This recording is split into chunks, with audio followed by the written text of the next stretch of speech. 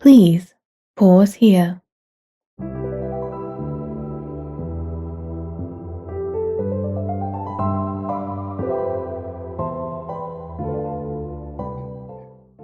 Welcome back to Pause Here, where we delve into the art and science of breathing to improve our daily lives. I'm your host, Sarah, here to guide you through the science and simplicity of breathing, meditation, and relaxation techniques that can transform your day, your health, and even your sleep. This is our first episode of 2026, which means that we are officially in the season of New Year, New Goals, New Planner, and the sudden urge to reorganize your entire personality. If you're listening and your inner voice is screaming, make a plan, become a new person, achieve, achieve, achieve, I want to offer a gentler option. Start with a pause, because the start of the year is tough sometimes. Take, for example, this episode. It's been a little delayed. Not because I don't want to, but because I'm a human who has been procrastinating this episode for the past week. I delayed writing it, I delayed recording it, and I even delayed editing it. So, if you've been putting off a goal, a change, a habit, a conversation, a dentist appointment, literally anything, welcome. You're in the right place. Today, we're talking about the moment right before action. The moment right before the plan becomes real. Today's episode is not about productivity. No 5 a.m. club, no optimize your mitochondria, no turn yourself into a spreadsheet with feelings. Just you, me, and the awkward little moment right before we try to change something. Because that moment matters. Here's what we're exploring. The pause before the plan. The space between I want to and I actually did. That space can feel like a doorway or a doormat you keep tripping over. Either way, it's real. In this episode, we'll unpack why change is so hard even when you want it, how micro habits can make your brain go, okay fine, I'll cooperate, why identity beats willpower in a wrestling match, how your breath can become your simplest anchor, and how to design plans that fit your energy, not just your calendar. Let's step into the space before the plan.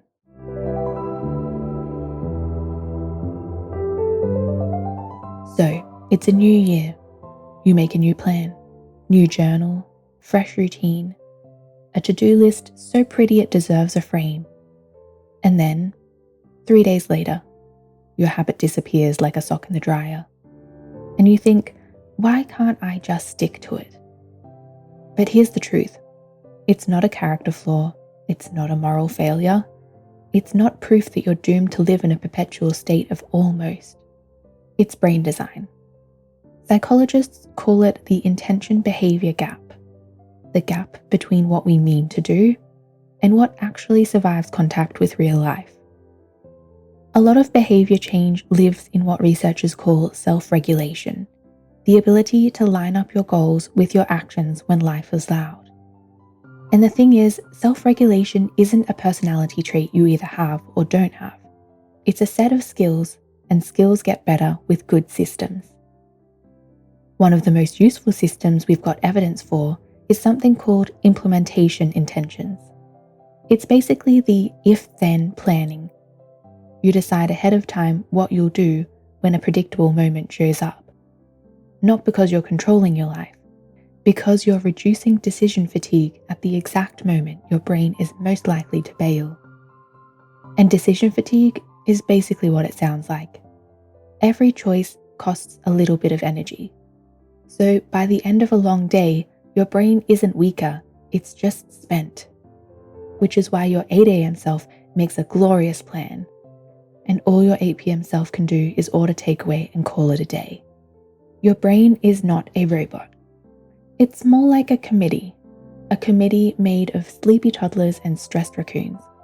Everyone has opinions, no one reads the agenda. And here's the sneaky truth. Wanting something doesn't automatically make it feel safe.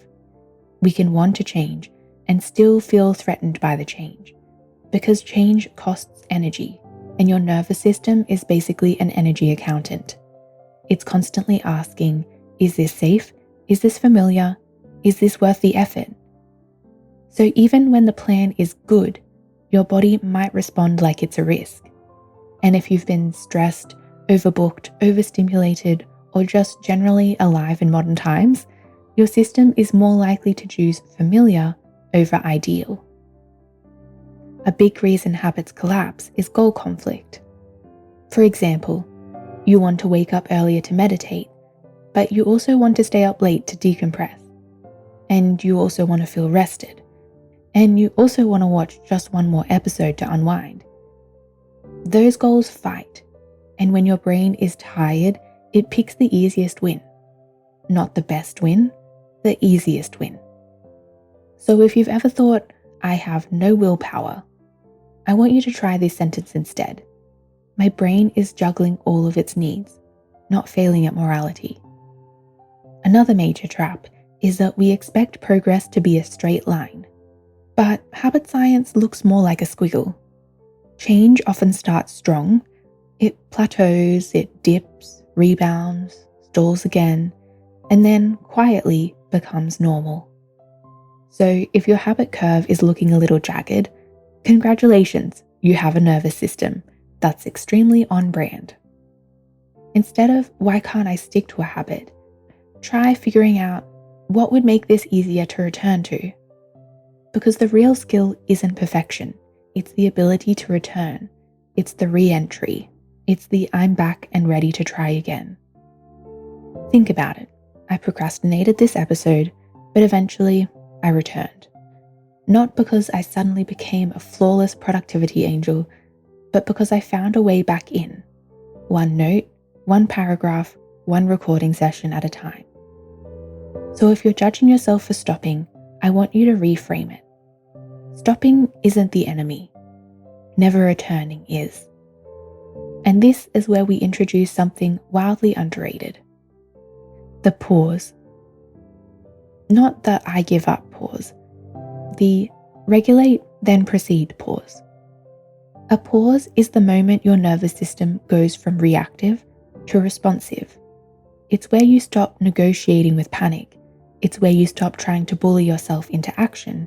It's where you take the time to just stop and breathe.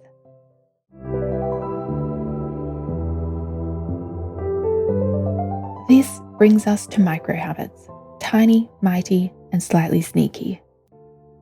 When willpower isn't enough, we go smaller.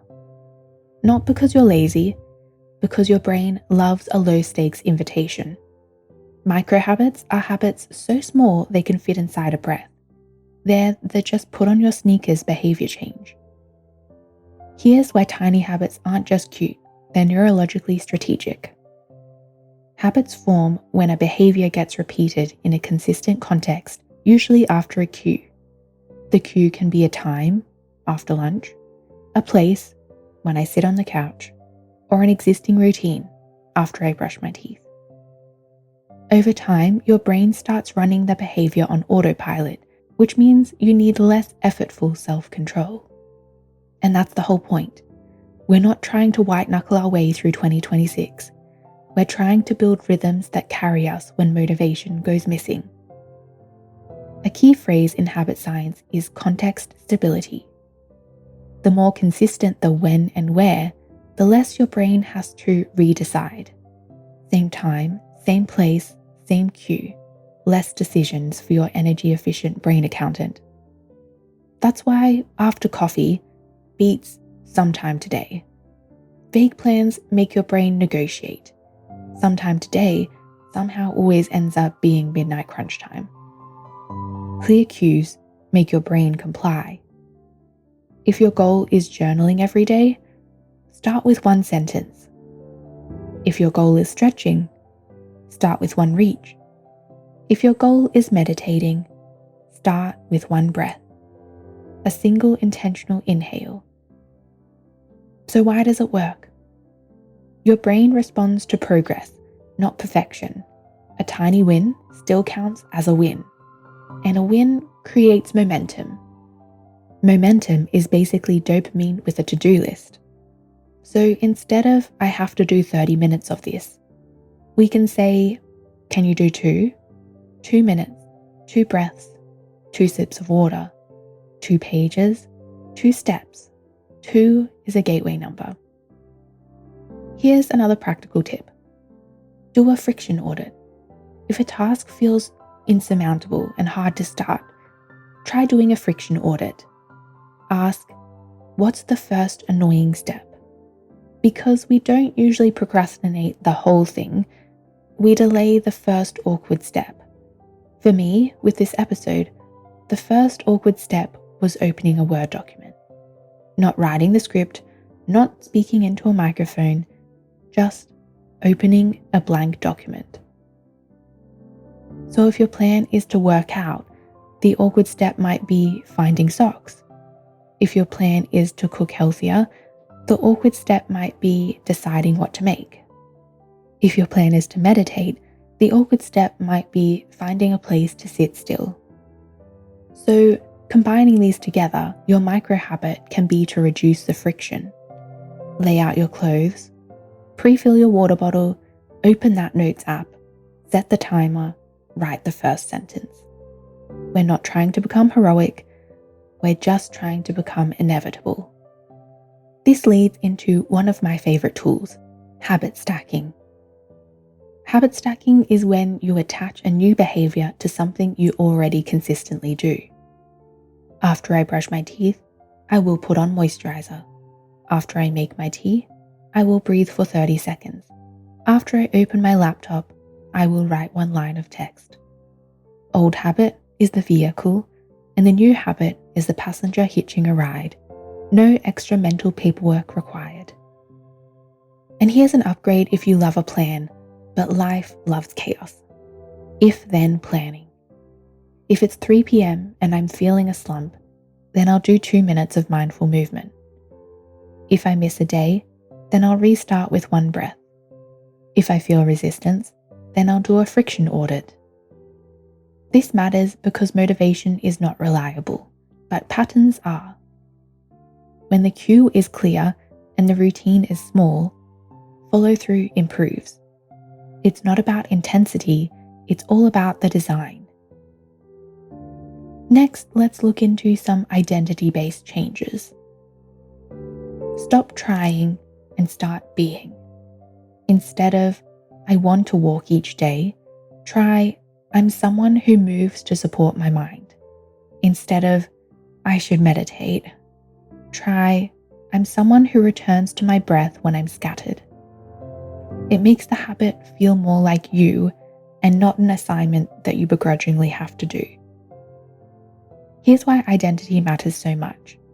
Outcome goals depend on mood. I'll do it when I feel like it. Identity goals depend on values. This is who I'm practicing being. When life gets chaotic, value-based habits tend to hold better than intensity-based ones, because motivation is weather and identity is architecture. When life gets stressful, identity-linked habits tend to survive better than I should do this, because should is flimsy, but this is who I am has a backbone. What's one tiny habit that would make you feel more like yourself this week?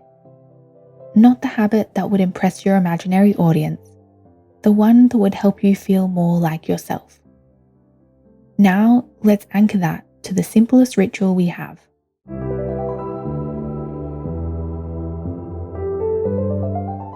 You've taken around 20,000 breaths today. No motivational quote required. Your body has been out there doing the work. Breath is special because it sits at the intersection between body and mind. It's automatic and also trainable, which kind of makes it like a steering wheel. When your nervous system is activated, your breath becomes shallow. When you slow your breath, your body often gets the message, okay, we're safe enough to come back and focus. If you only remember one thing from today, let it be this. A longer exhale tends to signal safety. You don't have to force it, just soften it. like you're fogging up a window, gently. Here are 2 breath rules you can use in the wild of life. The first is the psychological sigh. It's basically a double inhale and then a long exhale, and it can help when you feel keyed up. The second is simply extending the exhale. Inhale for 4 counts, exhale for 6 counts. But here's the key. Extending your breath doesn't make your problems disappear, but it makes you feel more capable of facing them. So when you feel that planning pressure rising, that I should have already started tension, that I'm behind stress, breathing is how you return to the present. This is why breath works so well as a pause button, not because it's magic, because it's measurable. When you slow down and lengthen the exhale, you're giving your body a cue that it can downshift. And when the body downshifts, the mind gets a little more access to choice. Not perfect choice, just more room to make that choice. Which brings us to designing plans that don't feel like cages.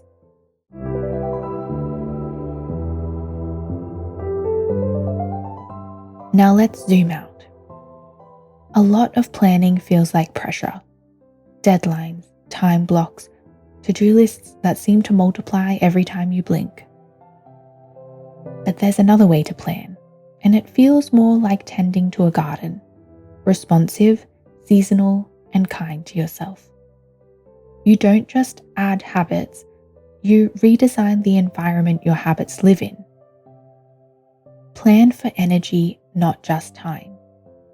Ask, when do I feel most clear? When do I feel most tender? When do I need more support? And then build around that. Because the goal isn't to become more like a machine, it's to become more like you, with more smiles and fewer stress spirals. This tip is for January, because January plans are often written by our most optimistic selves. They read, in 2026, I will become a person who meal preps, runs daily, learns Italian, and has perfect boundaries. Meanwhile, your nervous system is saying, we almost had a breakdown over which cereal to choose last week in the grocery store. So try this. Make the plan smaller than your optimism. If you think you can do 5 workouts, plan for 2. If you think you can meditate for 20 minutes, plan for 5.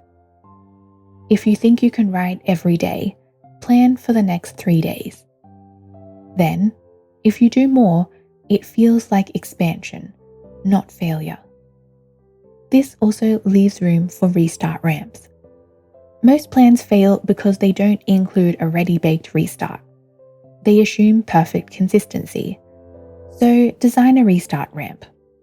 For example, if I miss a day, I will do the smallest version the next day.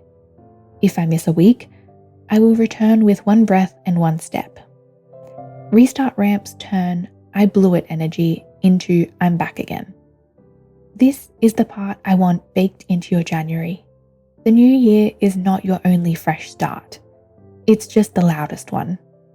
You get restart points everywhere. The start of a month, the start of a week, every Monday morning, the next hour, the next time you stand up, the next time you take a deep breath.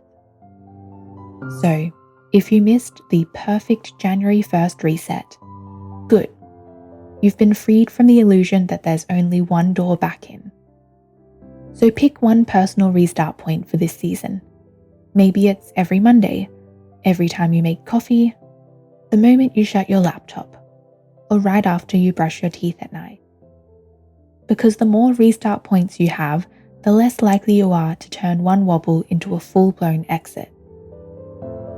Try ending your week with 3 questions. Where did I feel most like myself? Where did I disconnect? And what would help me reconnect? That's shifting away from productivity and moving into nervous system literacy. And this is how you'll see through those big lofty goals, those 2026 January plans, 1 step, 1 breath, 1 moment at a time.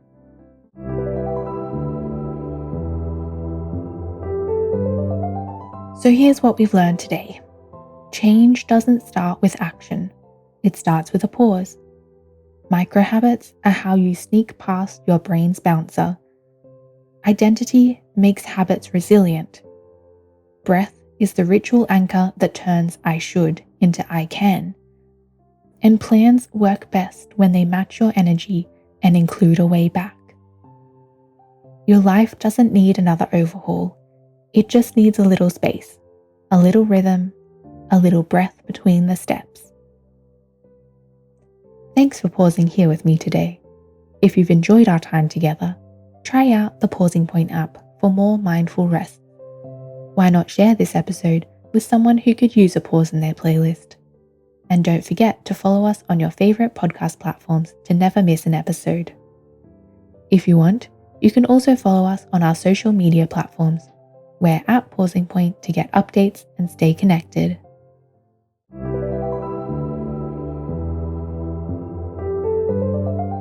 Next time on Pause Here, we're going to explore how different genres of music can shift your emotions and your nervous system.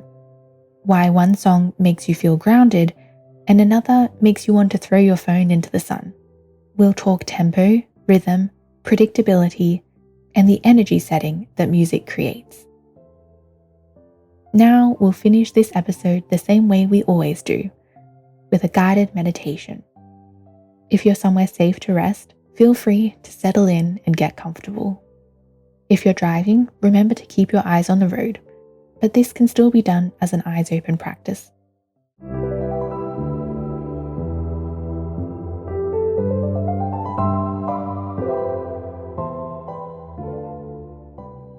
This is the pause before the plan. Step 1. Arrive. First, just arrive where you are. No fixing, no optimizing, no performing calm. If it feels good, let your shoulders gently drop, millimeter by millimeter. Unclench your jaw, soften your forehead, and take a deep breath in through your nose and exhale slowly through your mouth. One more time. Inhale and exhale. Step 2. Name the moment. I want you to gently bring to mind something you've been meaning to do. A plan, a habit, a next step. Not your entire life, not your whole year, just one plan, one doable thing.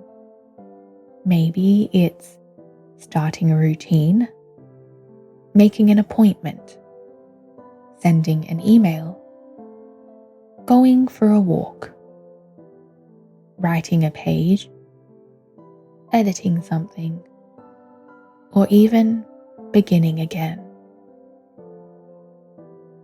Let it be simple, and notice what's happening in your body as you're thinking about it. Do you feel openness or tightness? A buzz of excitement or a feeling of dread?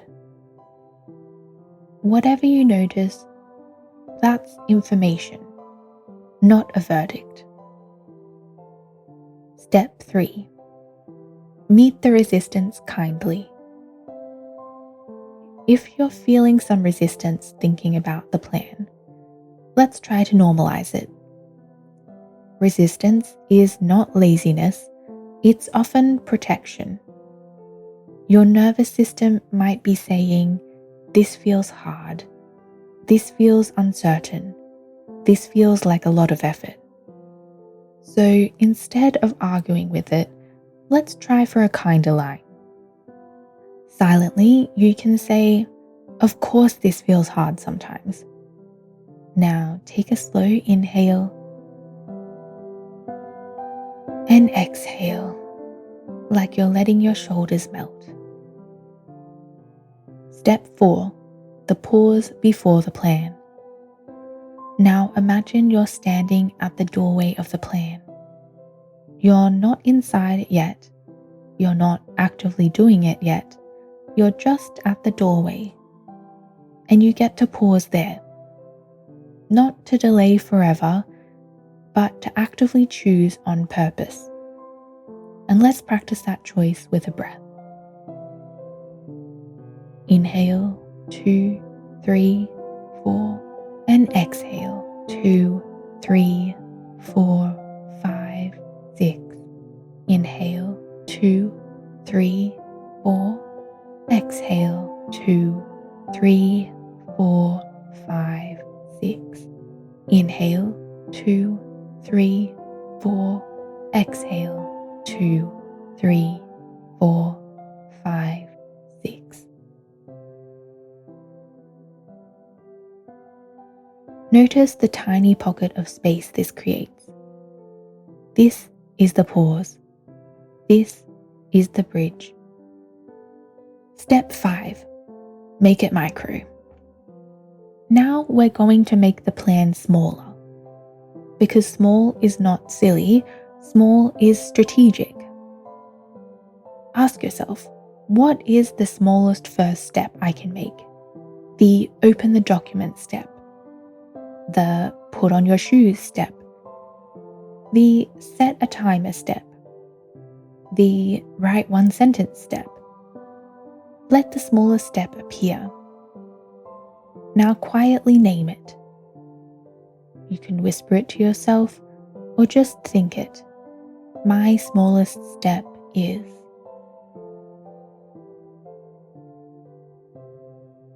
Step 6. Give it a home. Let's give that step a home in your day, a place to live. Think of something you already do. Brush your teeth, make a coffee, feed your pet, close your laptop, get into bed. And attach your micro step to this action. After I blank, I will blank. Give it a try. Keep it honest, keep it kind, and keep it small. Step 7. Add identity gently. Now, we will add the identity thread. Not pressure, not a performance, just a simple reminder of who you are becoming. Choose one of the following sentences. I'm someone who returns. Or I'm someone who supports my mind. Or I'm someone who breathes before I begin. Or maybe I'm someone who consistently takes one small step. Pick the one that feels believable. Not perfect, believable. Take a slow, deep breath in, and on the exhale, repeat your sentence in your mind.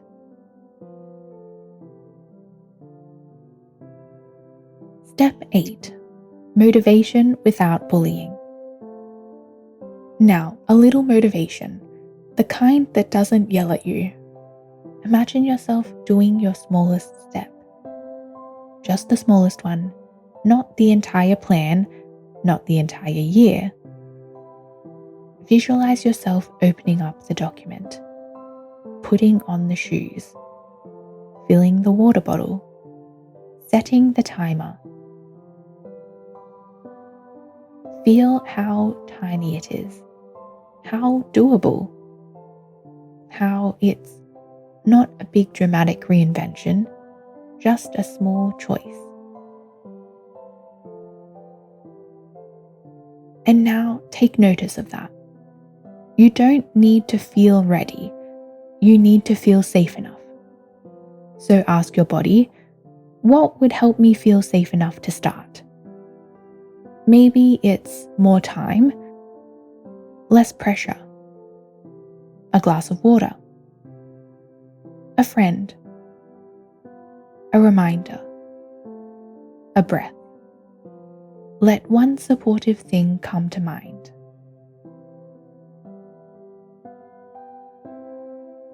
Step 9. Seal it with a breath. Inhale, exhale.